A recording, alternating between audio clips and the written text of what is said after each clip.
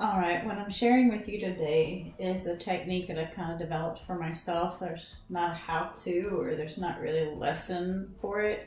It's just something I kind of came up with over the years. It's how I start a painting. And usually when I start, I put in a ground, and I refer to the ground as like a base color. And it's usually a mix of a gesso and an acrylic. So this is a plain white canvas that I just kind of got from Walmart, and it's as good as anything for a demo. And that's kind of what this is. It's a demo of how to paint a still life. And what I did for myself was just start with a ground. You can kind of see one over in the corner, and it was this. The other one's going to be kind of a yellow ground. I'm using it right now as a background for my still life. And I'll see if I can get that's my still life, which is just a very simple still life of art supplies, which any student has available anywhere.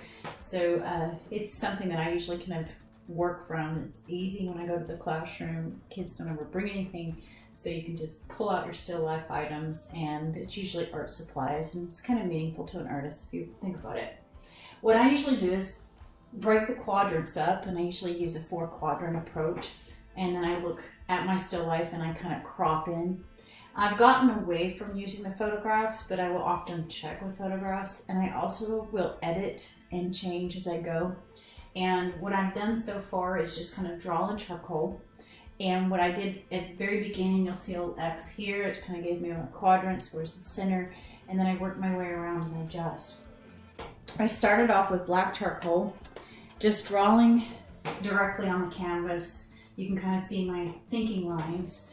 And I like to set things in what I call ellipses. So you'll see a front ellipse here, and then I would run the line back, and you can see me crisscrossing and then matching those ellipses to create that illusion of laying in space. I do the same thing here, keeping the ellipses the same and running that whole thing back in space. So I use a lot of juxtaposing angles to create my still life and make it interesting. There are some things that are a little off, and that's something that I'll use the rest of the time painting, correcting, like right there. I'm going to want to have that arc a little bit more so that it looks right and it balances, but that's what painting's about. You come back and you correct all that. I did add something as I started this painting. I noticed that this was kind of crammed up to the cup, and I didn't like it. I wanted a little more space, but I kind of like that extra tube back there. I don't know if I'm going to leave it or subtract it. That's so much easier later. Right now I went ahead and just made kind of a wrinkly tube, a little bit out of imagination, a little bit out of real, just kind of working its way up the center there and then cast the shadow. I did leave a large majority of the composition blank. I like that. It's an empty space, it's comfortable. So I'm doing kind of an L composition, which is a reverse L composition, kind of really following the rule of thirds, but not adhering to it perfectly. That leaves a lot of potential here.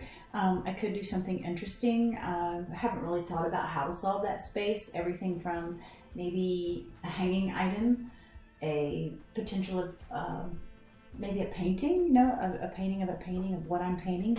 Could be a lot of fun. A little Escher there, okay? What I have done, and what you haven't seen so far, is using that water with my charcoal, and you'll kind of see that it works really quickly. I put my stuff on the floor so I wouldn't kind of work from it. I just kind of finished with a little layer of white gesso, so I'm going to kind of clean my brush. Bob Ross usually use like a big towel here. I used to use a paper towel. I like to leave this part of my easel open so I have a place to dry. What I have done is come through with some red Conte, and now I'm going to kind of switch my colors. I am literally painting with the chalk. This is, again, a technique. I had a wonderful professor one year and said, no, you can't mix chalk and watercolor. I was like, well, why can't I? Watercolor and chalk don't go together. And I thought, well, I can do a lot of things. I can definitely mark on my painting with chalk. Now, is it going to be permanent? Is it going to last forever? Is it going to be archival museum quality work? Probably not. But it's a way for me to study a still life and kind of play around. I kind of enjoyed it. I like the idea that it is almost like a watercolor. Pigment and pigment. Now, I would have to do a sealer when I'm finished. Kind of put this color on and make it stay. So literally I'm painting with chalk. It is a red Conte that I've come back over and put on top of. And I have noticed when I come back with gesso, the gesso will pick up the color, and so I almost have like a stained gesso, and I get a really cool texture. Again, I don't know if anybody else paints this way. I'm not really worried about it. I just like the effect that I got, this really loose kind of watercolory run. And a lot of times I would create these paintings and the comments I got were, well, I really liked it as an underpainting. What did you do? And I was like, I spent too much time, fixing the painting rather than just enjoying the painting. And so that's something I've got myself back into now, is not fixing the painting so much, but enjoying the painting and learning to just let some things happen. So what you're watching now is just me moving that Conte around and mixing that layer in. And you'll see that I can remove, I can use that. It's almost like an additive and subtractive process. I have to do my best not to over paint it and making sure that I'm leaving some of that freshness underneath.